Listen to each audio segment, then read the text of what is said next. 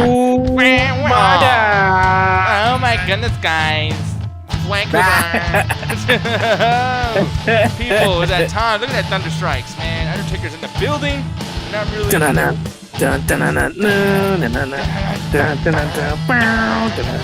Yeah, I really love it.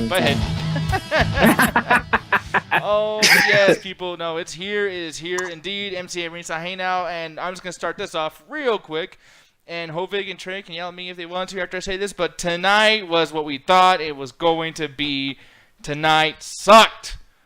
God damn it, we're back to normal, y'all. Like, well, at least we had 2 days. At least we had okay, so you agree. You don't hate me right now. No. Okay, Trey, do you hate me right now? I didn't watch a lot of tonight's show, so I can't really vouch or anything. So maybe you're actually kind of happy that you did miss it then. Yeah, probably. Because I'm probably going to hear you two talk and be like, well, I guess I didn't miss much. Well, actually, just a little quick roundup. Like, what did you see, actually? Just out of curiosity, so I know when to call on you. I saw the Diva stuff, which I actually did enjoy that match. And I saw the main event. Okay, now, I actually didn't see the very end of the main event, so you'll definitely pull me up to speed when we get to the Be the Booker segment. But as far as the Divas, since I don't have this up, and since I do want to show some love to the Divas and things like that, what did you feel about the Diva segment? Because you said you liked it. What did you like? Because I was completely unenthused. I could not give a fuck less about that segment, but what did you feel? Unlike yesterday, where Sasha, I'm about to say Alessa. Alicia? Alicia Fox, thank you, Hovig, and Bailey were started off boring, and then it picked up near the end. I thought it was very consistent through and through. I'm especially really liking the Tamina Lana thing more as it goes on. At first, I was kind of hating on it, but I actually am enjoying that more as it goes on. I just felt like the women was very on point tonight, especially that one spot where I think it was Carmella threw freaking what's her name? Naomi against, like, normally you throw them against the ropes outside the ring. Ropes? You don't really hear like You said the ropes. You don't really hear like a bop, but like she threw Naomi against that thing real hard. You're just like, oh god dang. Yeah. You know, so yeah, I just thought they were just great all around. So I mean, so basically it was the action of it, not necessarily the writing or the creative aspect. Like, you just liked seeing them go at it, right? Like, it's basically what you're trying to say. yeah, because unlike Alicia Fox, where she's been having this feud with Sasha Banks for a while and stuff like that, there really wasn't no story here. It was just them trying to be the the SmackDown leader for the Survivor Series. Like, it didn't have that same backstory as the Alicia Fox thing, whereas like, yeah, she's been there for 10 years, hasn't accomplished anything. She needed something like this to prove herself or whatever. Like, this match was more anybody could win this, anybody could have been the leader, and it could have gone either way. Yeah, now, I mean, Hovig, I don't know if you have anything to say about this particular thing, because I know you and I really just care about the dude stuff usually the most, but anything do you want to add about the Divas thing, or did you kind of like drift off when that segment was on? Are we talking about the backstage segment or the match? Pretty much both. Like, anything that had to do with Divas tonight. Technically counting the Fashion Files too, if you want to bring that up, because Carmella was there, but... Yeah, nah, I'm not going to count that. But, I mean, the backstage segment really wasn't, it wasn't the worst thing. I'll tell you that one. I mean, it really, they really wanted to go with the whole dominant female aspect of, you know, the whole, like, team captain for the women's elimination match at Survivor Series. So, I mean, it really wasn't nothing. Like, it didn't bother me or it didn't hurt me whatsoever. The match, however, was because I don't know what it was, man. I think just to me, it just felt a little all over the place. But then again, it is a fucking 5-woman match, you know. Yeah. But at the same time, I mean, there's really nothing too crazy to rave home about. I mean, it was just blatantly average, you know, especially since after the last 2 days of what we've been getting, the fucking average at best, you know, close to average, you know, it's like, it's right there at the midpoint. So, but hey, Becky Lynch got the win. Yeah, and I mean, I'm glad that happened. I'm glad that she's going to be the leader of the entire Survivor Series team and things like that. Yep. And I'm actually really hyped for this particular Survivor Series thing because they kept bringing up like chronological stuff and continuity. Like, you know, like, hey, last year Raw women won this fucking match. Like, we're gonna take that shit back this year. Yo, like Sami Zayn, I don't fucking like you very much. You know, Shane Man was telling Sami Zayn in the middle of the beginning of the promo, and we'll talk about that now actually because Sami Zayn was really healing it up. And there was a spot where he literally told Shane McMahon, like, listen, dude, if you were, like, an actual active competitor, I would beat the fuck out of you. Like, I mean, it was, like, really cool how he was basically telling him. Like, I never seen a menacing Sami Zayn before, and that shit was nice. Hovig, what do you feel about it, man? Dude. Oh, shit. Yeah, I think your shit fucked up. Heel. He was like, dude. That was funny. Yeah. Dude. Yeah, your shit went like, dude. Did it? Yeah. I have no idea. Go ahead and do it again, though, Hovig. But yeah, no. What I was saying is, I actually really like Sami Zayn as a heel because there's something I've been kind of wanting for a little while, and because face Sami was just getting so fucking annoying, you know. But then again, a lot of the faces end up getting really fucking annoying after some time. But Sami Zayn was just right up there. But this motherfucker's been healing it up since Hell in a Cell, and it's just been great. Like, I actually really like Sami Zayn as a heel, and I like his fucking promos against, like, Daniel Bryan and whoever the hell else, you know? And today, I think it was, against Shane McMahon, I think it was? No. Yeah. Yeah. So, I mean, I really liked it. I mean, I like how he was having fun with it, too. And, you know what I mean? Like, it's one of those situations, too, where it's like, I mean, I'm not going to hate a certain character, right? Like, I mean, Sami Zayn, like, if anything, I'm going to like him more when he is heel, which I'm going to want to cheer him. Like, yeah, there's nothing he can do that's going to make me go, grr, fuck you, Sami Zayn, when he's a heel. Which is kind of weird if you think about it, because I would rather boo him when he's a good guy than boo him when he's a bad guy. But then again, I'm a dude that just wants to be entertained, you know? But Trey, like, what do you feel about that particular thing, too? Like, are you entertained by the new Sami Zayn now? I mean, I know you didn't watch this particular spot, but, like, just in general with Sami Zayn, like, do you like him as a heel? Yay or nay?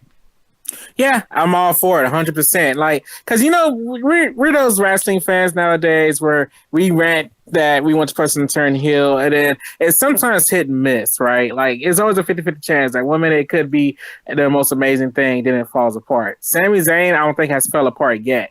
At first, he started out very cringy to me. If you go back and watch the show, when he first turned heel and he did that promo, it was very cringy. But from what I've been seeing, like, from the house shows, stuff he's been doing, the house shows and everything, and I didn't see tonight, but I'm pretty sure he probably did some awesome stuff in that promo he had with Shane McMahon earlier. I've read some of it on Reddit.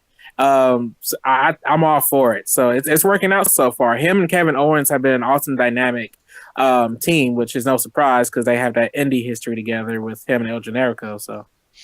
Yeah, no, I'm just, like I said, man, I hope this continues on. I want to see more of the Sami Zayn that's, like, challenging the management and everything, kind of like a rebellious role, because I don't know if you guys caught this, man. This one thing I want to bring up that I didn't have on the side, too, and Hovig, I'll actually bring this up with you, because what I noticed is they're kind of pulling for a Shane McMahon heel turn. Him and Daniel Bryan were backstage. Oh, yeah, definitely. Yeah, and I mean, like, what do you feel about that particular thing? Do you feel like... Man, I started feeling that shit last night at Raw.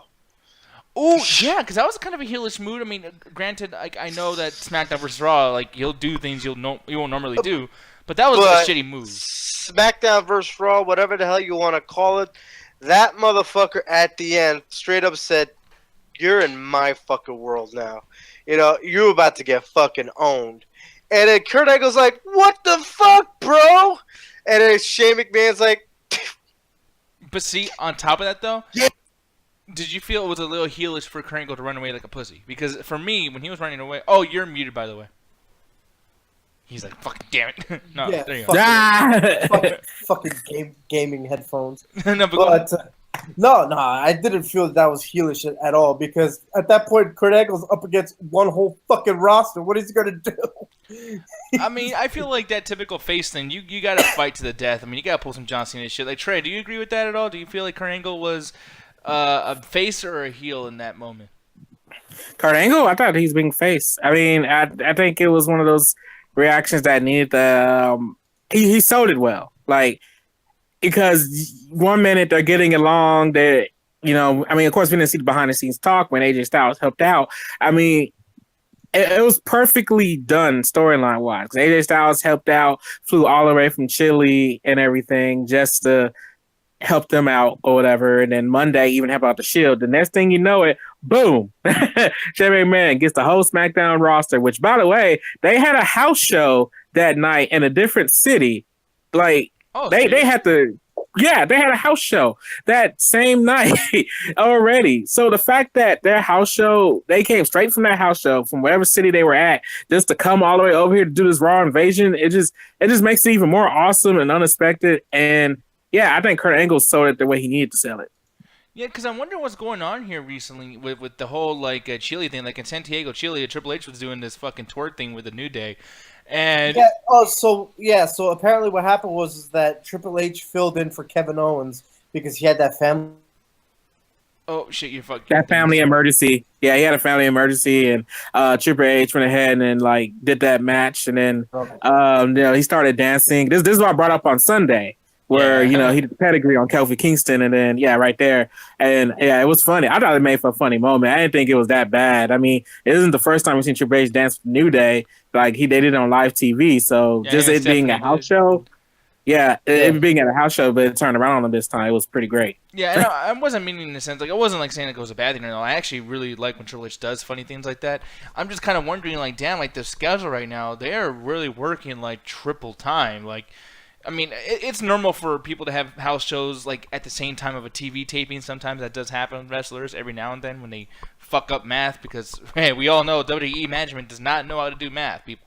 But the thing is, though, like, to have to do a house show and then go straight to Raw, and then you're not even a Raw brand person, and then Triple H has to come out of his little mini retirement to do a house show, but then he's with SmackDown peeps, but then he's also doing the NXT thing. Like, what the fuck? Like, that's a lot of shit. Like, bravo to fucking these guys. Yeah. Like, well, yeah. The only thing I know about the whole Triple H thing was that, I don't know if you guys heard me before, is that he just covered for Kevin Owens when he had to go for that family emergency. So I think he might have already been on the road with them. Because Kevin Owens was not even around last week, or he left early, like later on last week. He left the tour. And I think that's when Triple H flew down. yeah, and what did you say, Trey? Nothing. I'm sorry. Oh, okay. I messed up. All right, yeah, no, but like, yeah, it's just one of those things. I don't know, but I mean, to moving on to the whole thing though, I'm looking at this whole tag team division thing. I'm glad that Chad Gable and fucking Shelton Benjamin finally got a win, especially over the New Day. But now I'm worried that like New Day, they totally lit the charge the other night, right? Which was fucking great. But them leading that charge. Oh wait, I got this on full screen. Let me turn that shit off. My bad. Fucking my mouse fucking sucks. But I just felt like it was kind of weird for them to have a loss already, especially in a big, grueling match like that. And then the Usos had nothing to do with the win or loss. They just kind of sat there at commentary and just were entertaining just for the TV crowd. It's like, yeah, y'all should have did something, especially not showing up to the fucking invasion thing last night. But, Hovig, what do you feel about that, man? For the what? No, just about the tag team thing, like the match, and then just the fact that Shelton Benjamin and Chad Gable actually won, and then the fact that Usos didn't do anything. Yeah, I didn't really expect the Usos to do anything. I actually thought that they were actually going to probably jump Gable and Benjamin because of maybe fuck it, heel shit. Mm-hmm. But no, I mean, it was a tag match. Yeah. There's really nothing you could really even say about it because it was just your normal tag. I don't even know what it was for. What was it for? No, it was just a match, like just one of those like contentionship matches where it's like, eventually you guys might end up having a tag team title match. Just get a win under your belt. It kind of felt weird. I feel like that was like right now the wrong time to do it because I think right now they got to focus more on because even when they were doing commentary, the Usos were talking about Ambrose and Rollins, and to be completely honest, I really don't think that right now is the perfect time for a tag team contendership or anything like that. I think they should just focus on that. Yeah, and my main issue with that, like, here's the thing, because like you're saying like, well, there was really no reason for this match, and I agree with you, but like, here's the thing, this is where the writing comes into play here, where I get mad at SmackDown because why the fuck was there not a response from Raw tonight. Like, why didn't No, the no, Shield no. give them one? I thought about that too. I thought about that too, but they were actually kind of smart. Only because they didn't retaliate as we all expected. I thought that it was kind of fucking smart, but like, because now it got me thinking, I'm like, wait a minute, when are they going to retaliate? You know, it's kind of good to give you something to kind of look forward to, like coming up to Survivor Series. We don't know if they're going to retaliate. Even at the ending, like the final scene before SmackDown went off the air, you see Shane and Daniel sitting there talking about it, you know, about Raw not doing their Retaliation. the retaliation. And Brian was like, yeah, they didn't tonight, but they will. And when they do, it's your problem. But that's the thing. That's what's frustrating to me is because, like, if this is a situation where it's like, when is, a Demon Undertaker, like, how is he going to come back? Or how is a Kane going to do? What Kane are we going to get? Ooh, like, when's this going to happen? It's like, no, we are so sure exactly how this is going to play out because we've seen it done every single year since 2002. Like, we've seen this happen for 14 years now. Or no, 15 years now. So it's like, I don't want to sit here and wait unpredictably, like, ooh, when are they going to do the same fucking thing? Like, last night was a little bit different, true, yes. But even so, I think the biggest part about that being so cool last night is it just came out of nowhere. To be honest, if I knew that they were going to do this eventually, I would have been like, oh, That's of course. that's the thing that I'm saying. Is like today we expected Raw to retaliate. And we And that's expect what- that somewhere down the line towards Survivor Series, they're going to do it. So it's like, there's no surprise. Like, you're saying, like, Yeah. they want to do the surprising, but no matter what, we will be expecting it next Tuesday and the Tuesday after that and the Tuesday after Yeah, that. we will be expecting it. That's the thing. And But this is fucking it up, in my opinion. yes. So the thing is, we are going to expect it, and they even know that they're going to do it. But are they going to do it the way that SmackDown did it last night? Are they going to send just a couple guys? Are they going to send the whole roster? Are they just going to send the main eventers? Are they just going to send the women? Or are they just going to send the main eventers and the women? Like, we don't know exactly what they're going to do, because last night when SmackDown did it unexpectedly, they're like, here's 80% of the roster. Go fuck up Raw, you know? Yeah. So, I mean, I don't know. It's just one of those things that frustrates me. One more thing that frustrates me, too. And I'll move on to the next topics pretty quickly. But, like, here we go. Here's Callisto. I mean, fucking Mystical. I mean, Sin Cara. I mean, any fucking dude with a goddamn luchador mask on. Hold on. You got it right. Mystical is Sin Cara. True, but, I mean, then again, there's like, the guy who was playing Sin Cara the last 4 years has not been the guy who's Mystical, because he fucked up the bunch so many times. Yeah, and just, I mean, you corrected me. I'm just trying to, like, we gotta be correct then. But, like, on top of that, though, like, this fucking dude, like, we just seen Callisto do a bunch of shit, and then he just lost to Enzo. So it's like, oh, now it's time to pull Sin Cara out of the fucking garbage. Which, by the way, I don't know if it was either him or Callisto who lost in a garbage match with Braun Strowman a few months ago. Fucking A. But it's like, they dress the same. The music is barely any different. Fucking, when you see Callisto on 205 Live on Tuesdays and you see Sin Cara on SmackDown on Tuesdays, it's on the same day still. So there is no difference. It's might as well, like, just fucking clone the guy and just repurpose them just to get more Mexican dudes in the ring. And then with Grand Metalik actually doing some pretty good shit now I'm even more confused. Like, Grand Metalik doesn't really do much different than these fucking dudes, and Grand Metalik can't even get a singles match. He's always in the ring with like 5 other 205 Live dudes. So I can't even get a big diversion with the theme music, because I don't even get to hear Grand Metalik's music. Fucking stupid. And then Baron Corbin, who they've been building, he's doing good shit. He's fucking been just destroying people lately. Everything's cool. Still, they haven't continued the Ty Dillinger thing. Literally, they were, pushing the feud, like, kind of a lot more, and then all of a sudden, just drop it, just fuck it. Who cares about AJ or Ty? Just have Baron Corbin have the belt.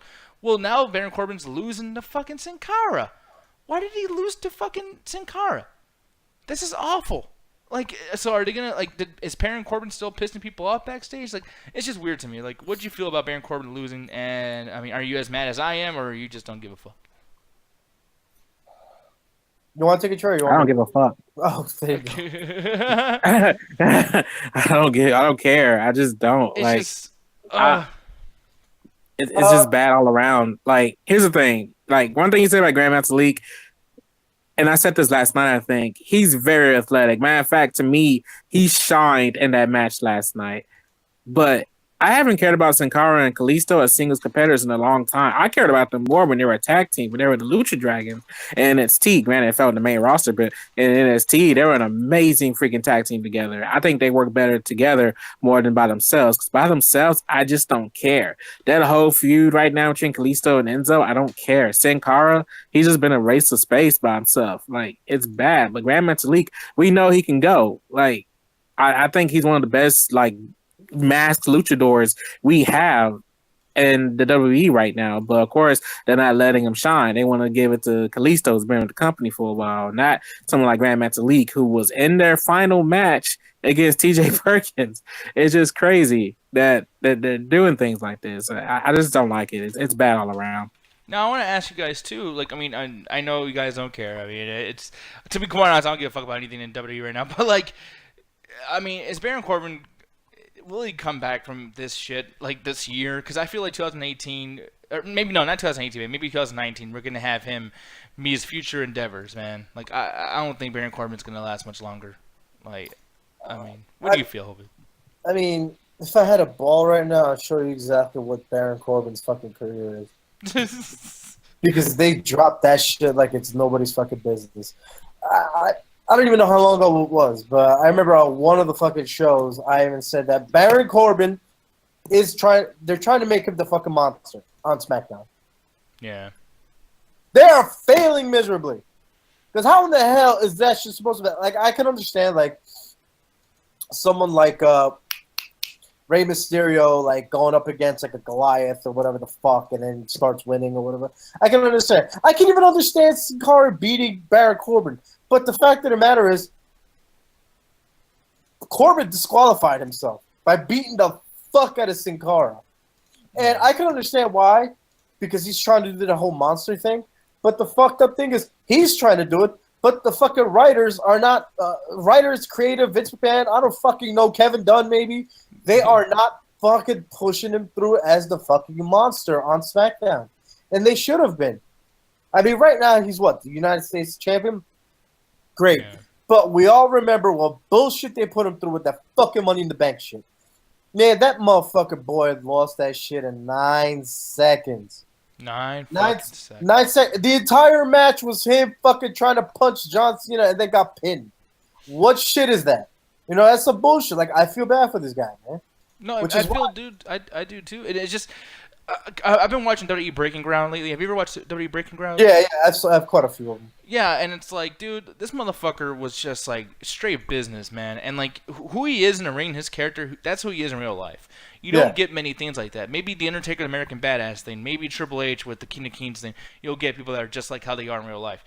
Baron Corbin is that special person who, you know, like just like Stone Cold used to say back in the day. It's like, just be who you are. Just be who you are and just put the volume up when you fucking go on the show. That's all it is. Baron Corbin's that. They're just fucking it up. This guy can talk. When he was doing the WWE Talking Smack thing, him and Mojo Rawley were my two favorite guys to listen to in Talking Smack.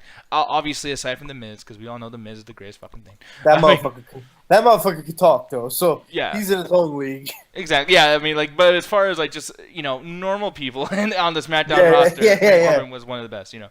And I just feel like, yeah, dude, it just fucking sucks that this is happening. And I know, like, this is not really the best topic to even go on, but, like, shit like how they're dropping the ball with this dude and shit how they dropping the ball with Raw and things like that. Like, I was going to do it, be the booker.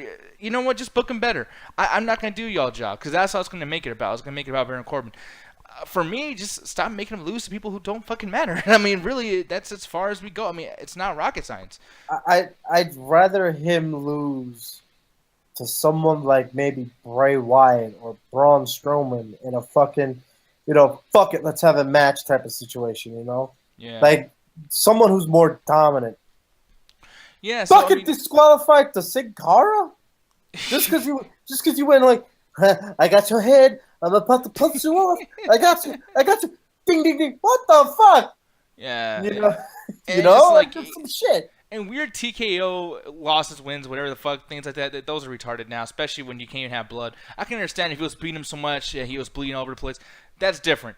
Like fucking Lesnar and Randy Orton Orton. from last year's SummerSlam. Yeah, exactly. So, I mean, here's the thing, people. Like, with those things I said, tonight was back to fucking normal. This is a definite 2 out of 5. The reason why I say 2 out of 5 is because that Randy Orton match at the end and then not having Sami Zayn win was super surprising.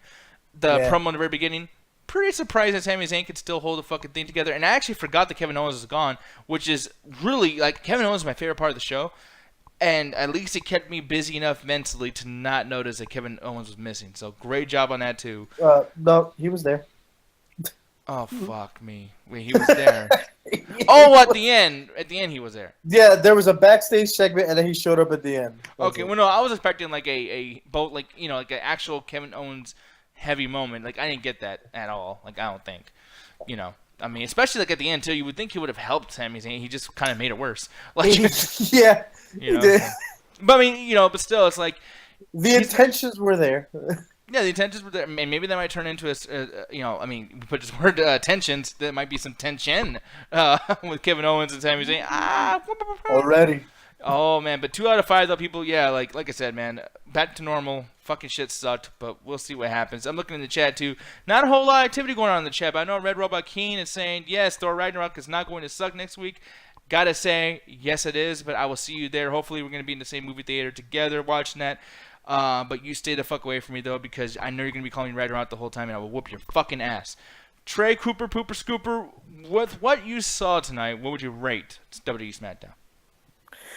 From what I saw tonight, I would probably give it a 2. But knowing me and how I rate these shows normally, going by what you guys have told me, I'll probably give it like a 0.5 or a 1. Because if it's back to normal, then that's normally how I feel about these shows for the most part. But like I said, I enjoyed the Divas match. I think I enjoyed it more than you, Hovik. I think because I actually liked what I saw from like all the women in the match, and like I said, that freaking bump that Naomi took, I was just like, God freaking dang.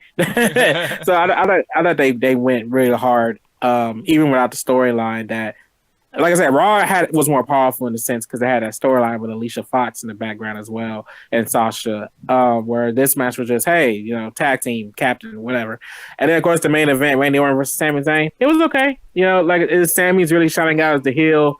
And then it was good to see Kevin Owens because I didn't watch most of the show. So seeing him back was after dealing with his family stuff was pretty cool. So, yeah, from what I saw, 2 out of 5. But from what y'all have been telling me, it's probably just a 0.5. Wait, what'd you say? From what you guys have been telling me, it's probably a 0.5. A 0.5, yeah. So, I mean, negativity all over the place, but let's see what Hovig thinks here. Hovig, what would you rate the show? Can I guess, actually? You're going to give this shit a 1 out of 5. No? Okay. That's actually one of the first times you got it wrong, Nick. Wow, I'm actually really surprised. What'd you feel, man? You want to give it a 2.5? Uh-huh. Oh, god damn it. The thing is tonight, I mean, it was a very average show. Just fucking straightforward, average as fuck show. With the delicious fucking Raw shows that we've had the past 2 days, it didn't surprise me that we went back to some old bullshit. But it wasn't to the point where I fucking hated tonight.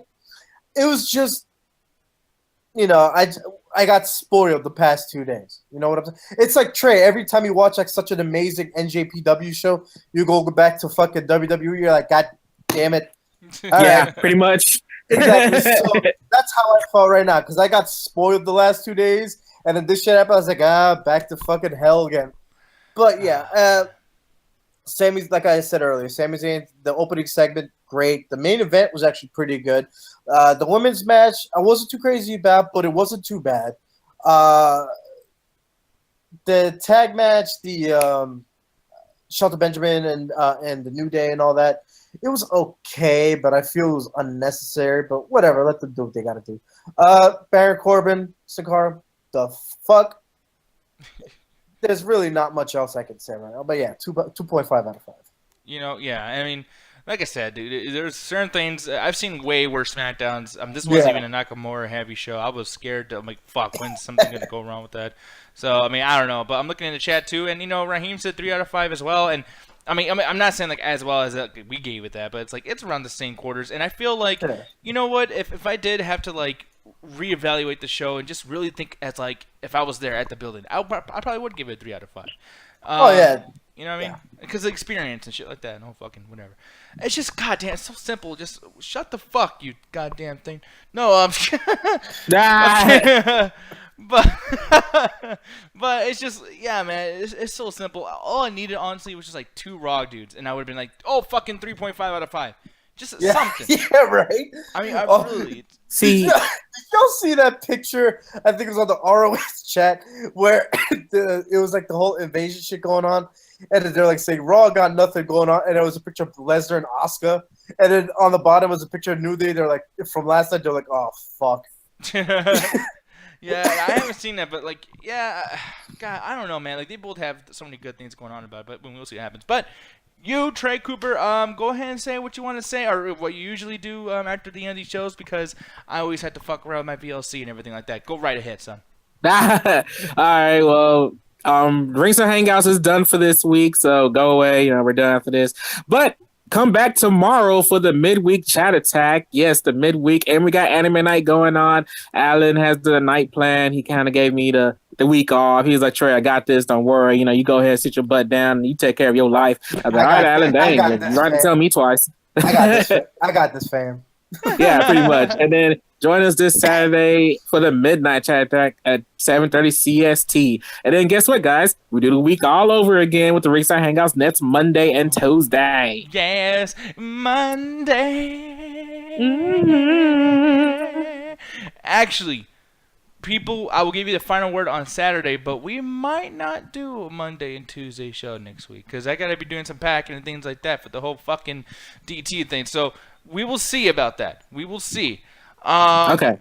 But either way, though, like he said, midnight chat attack, fucking midweek chat attack tomorrow night, the whole fucking thing. Yeah. No, home week. Oh,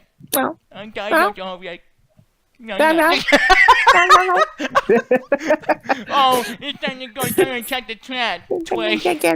Yes, I'm ready. The chat. Ma, yeah. Hello, one. Attack, the chat. Up the dosage. Get off the They're phone, like, therapist. yeah, go. My mom, she's trying to prescribe you some shit. Oh, woohoo!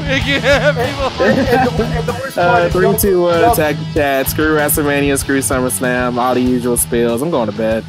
Hey guys, so we're off there, so let's go ahead and say a whole bunch of shit that like we didn't want recorded. There Oh we go. yeah, so Hey, Sunrise Chat Attack, some shit. yeah, so about that bullshit.